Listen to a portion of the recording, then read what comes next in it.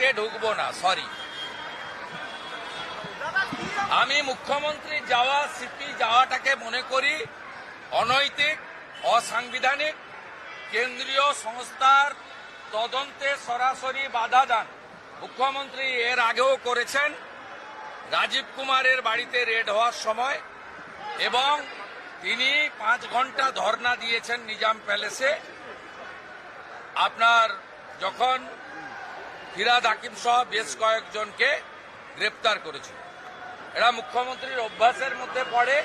কিন্তু কেন্দ্রীয় তদন্তকারী সংস্থা তার যে সাংবিধানিক অধিকার আছে সেই অনুযায়ী যদি এই তৃতীয়বারেও এই মুখ্যমন্ত্রী এবং সিপির বিরুদ্ধে ব্যবস্থা না নেন, তাহলে কিন্তু পশ্চিমবাংলায় ভুল বার্তা যাবে। মমতা ব্যানার্জি বলছে, আমি যদি বিজেপি অফিসে তল্লাশি করি তখন কি হবে? মমতা ব্যানার্জি বলছে আইপ্যাক কি পার্টি অফিস নেই? আইপ্যাক একটা কর্পোরেট সংস্থা, তাদের বিরুদ্ধে অভিযোগ আছে, তদন্ত করবে, তারা দেখিয়ে দেবে কাগজপত্র, তাদের রিটার্ন ফাইল সবকিছু পরিষ্কার আছে।